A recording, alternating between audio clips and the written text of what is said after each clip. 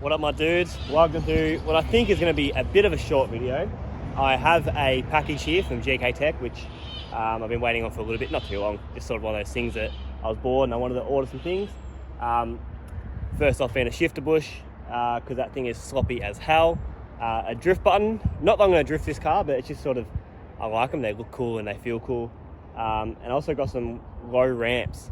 So basically when you have a real low car, Gktech do these ramps at about yay high, and they help you, drive onto it so you get a jack under the car and all that stuff. So here's the box here, do a bit of a unboxing. Let's see if I can.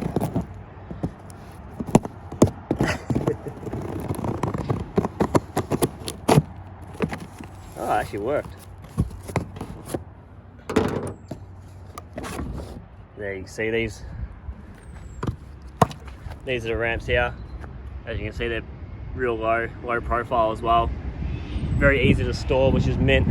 So let's take it off the bonnet. I probably shouldn't have this stuff on the bonnet. Not that it's clean.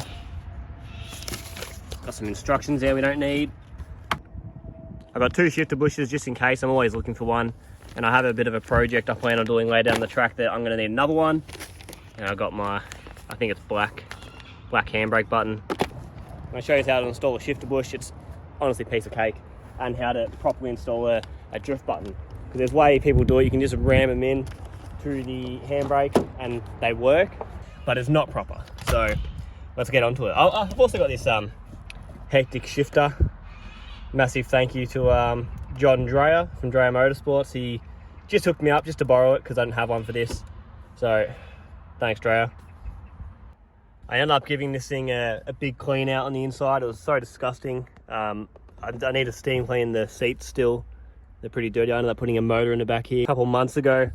I ended up spilling something in here. It was full of bloody rocks and stuff. The other day, I ended up actually wired in this speedo.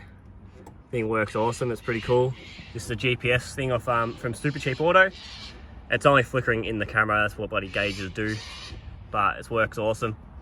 But yeah, nice and subtle because this speedo doesn't work. I need to pull this speedo out and solder one of these pins here because the speedo is faulty and goes nuts.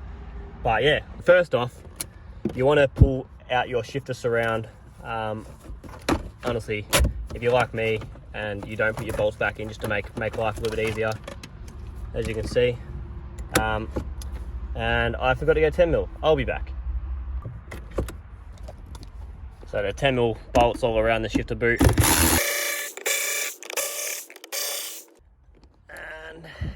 Pull those bolts out.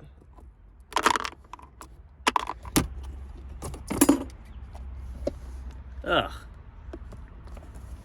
I thought I had a boot on there. That makes sense as well. I could smell gearbox oil. You can order those boots from Gktech. Obviously, I forgot I didn't have one, so that is going to be next on the list. Luckily, it is easy to pull out, so that's what we're going to do. So you can see there's a circlip in there. You can either pry out the one on the outer, or the one on the inner is probably easier. You can see that one right there. So you can get some circlip pliers like this. You just pull it out. Oh god. It looks like it wasn't even bloody in there properly anyway. And that will pop straight out like that. As you can see, there's no thing on it.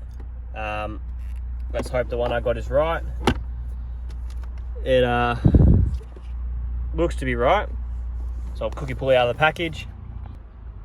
So this is that shifter bush. They're a brass one. This factory one is plastic and they can break like this.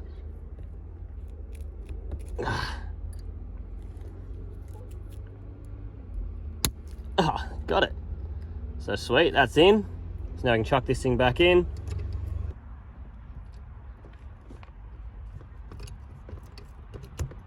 There we go. Straight in. But now you want to get your circlip pliers again. Line them up. It's all so awkward trying to look through the camera and do this. Not quite in. Circlip's in. It feels solid as now. It feels so much better.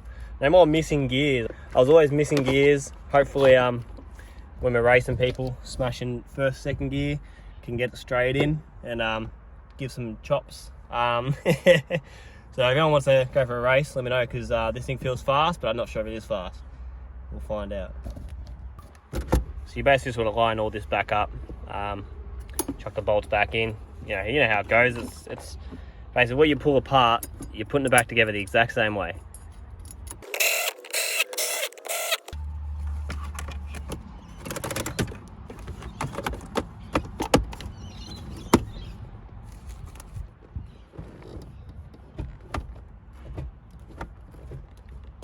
So much better. That's the sort of slot where before I was like this inside it.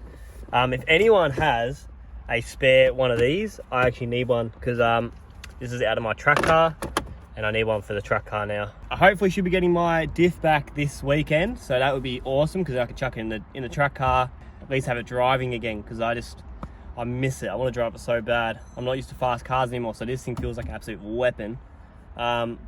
Which is funny, because I drove my girlfriend's car a couple of weeks ago and I thought that was fast, and that made 240 kilowatt, and this thing making 270. This thing would walk it. Difference is that's been an RB20, this is RB25 or VCT. Similar size turbos, basically the same mods. It's pretty good, but I need to weld the diff in this because it's deadly having an open diff. I like the feel of having a lock diff that is 100% two wheels and there's no chance of it singling.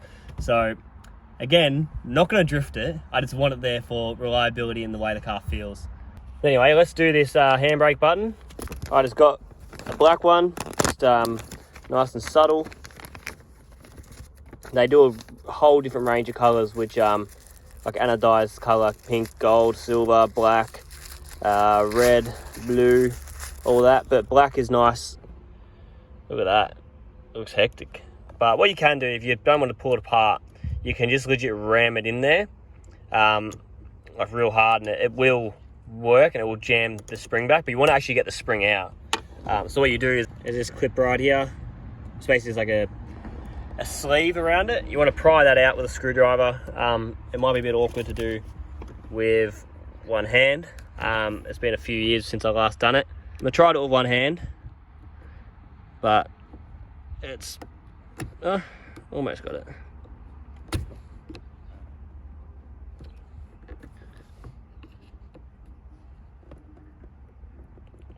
Come on, boy. Ow. Got it, my camera hooked up to my steering wheel.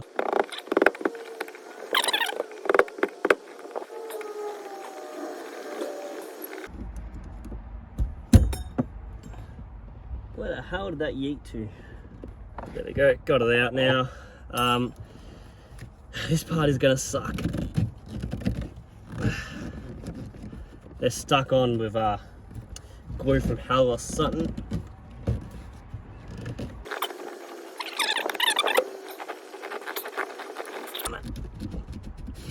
Whew. Got it off. Now there's some springs in here. See the spring right there? It has these tabs. Basically just want to pry those tabs outwards. Basically get a screwdriver like that. Pry it out like it's sort of stuck on the spring. That's one tab.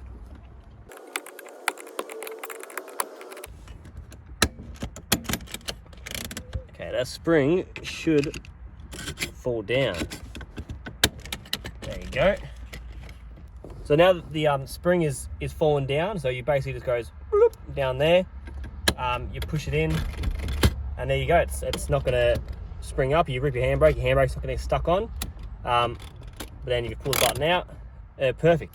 So you want to slide this boot back on first, but you will need to put these tabs back in. Try not to stab yourself.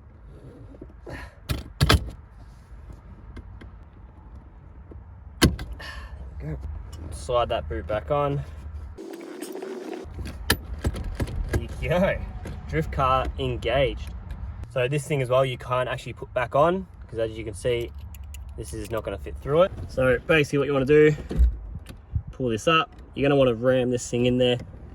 And there we have it. The brass shifter bush all done, and the handbrake button done, all within, probably about say 15-20 minutes. Just Took a bit of extra time trying to get the right angles with the camera and stuff. It made it a bit awkward, but yeah, these are awesome for if you're learning to drift and you don't want to spend a lot of money, or you don't want to have an ugly thing. Like I've seen people get duct tape and tape it in so the handbrake button stays down, but this thing's nice, it's simple, it looks good.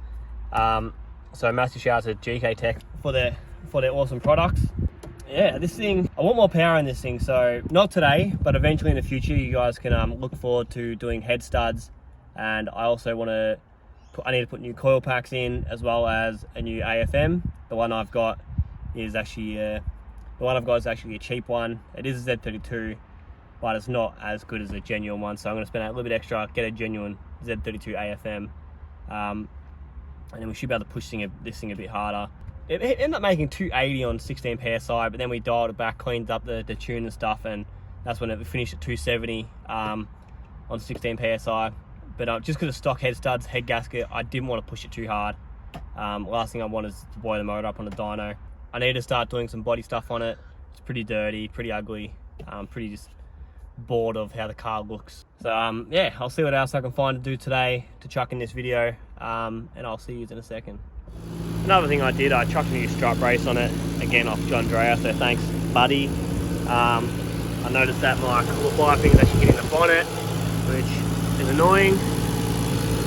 See right there, which is annoying, but engine bay's looking better, looks a bit more complete. We really need to paint this front bar, it's disgusting. This is what I'm talking about. Look at that bloody gauge. Sometimes works. I don't know, sometimes it works, sometimes it doesn't. There we go. I wish this thing revved to 9. How annoying. Let's see if this handbrake works first.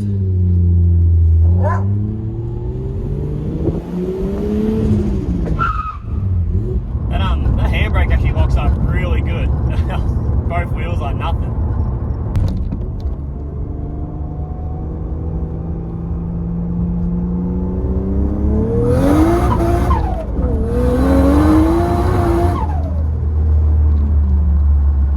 I've got plans to take this and my track car down to Calder Park, down the drag strip, to run them both up, see how fast they go. Just because this thing, like, it does spin a bit, but it also just gets down and boogies. It feels really good. And I'd love to compare them, like this being like a budget build compared to my track car, which is like a fully built race car, and this is being a mildly built, I wouldn't even say mildly built, it's basically like barely built street car. And if it even like stood a chance, that's a big bit embarrassing for my truck car.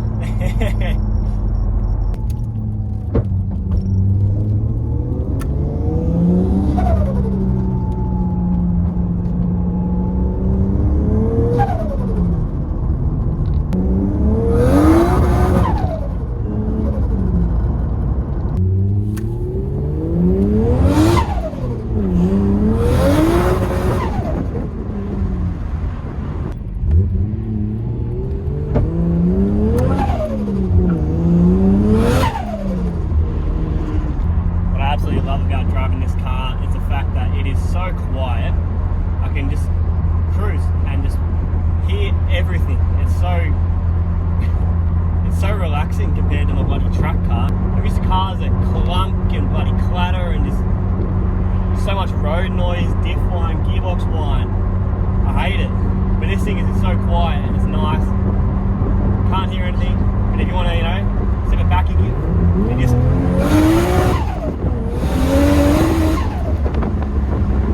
it makes all the right noises. When you don't want them and then when you want them.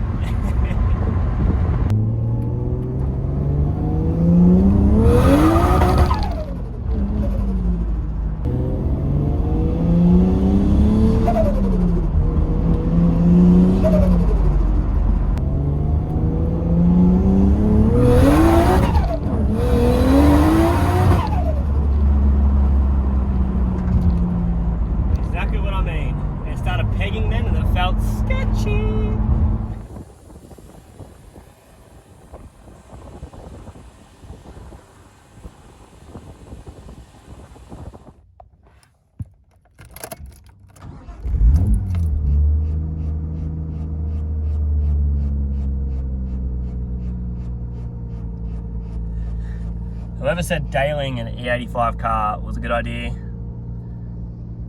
you're an idiot. It was me too, I'm an idiot.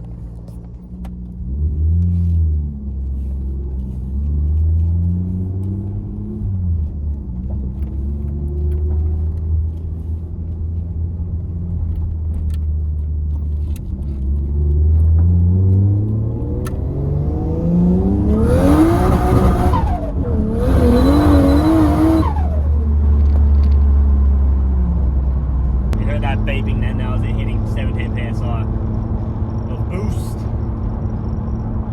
which you shouldn't be doing. I'm too scared to smash gears because I just don't want to break the gearbox, but it's a pretty mild clutch, so I think it should be okay. And I have mates who drift these with these gearboxes with way less power, but still a button clutch, which is way more aggressive than what's in this.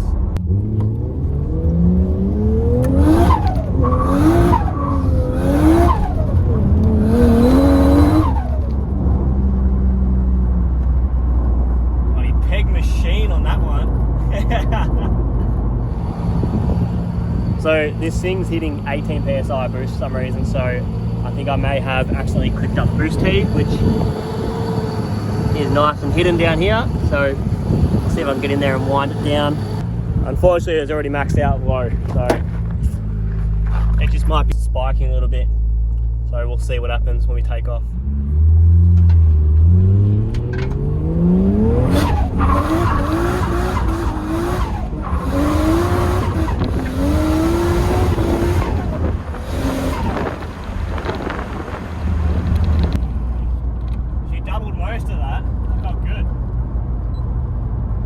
That spiked to 19 psi. Yeah, that's not good. Unless this thing's out of calibration, maybe that could be what it is. Let's suss that one out.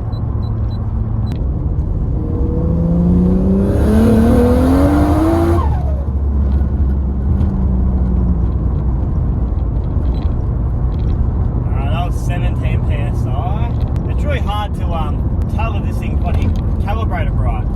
I better not go and do any more because there is a cop shop up the road, so they might hear my dose.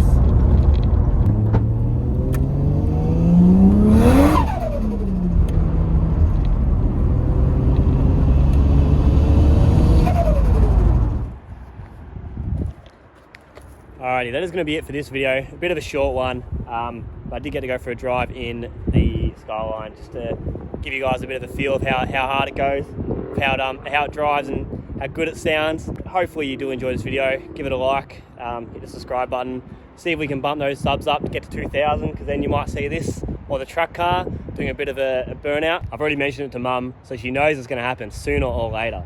So make sure you hit the like and subscribe, and I'll see you guys in the next video.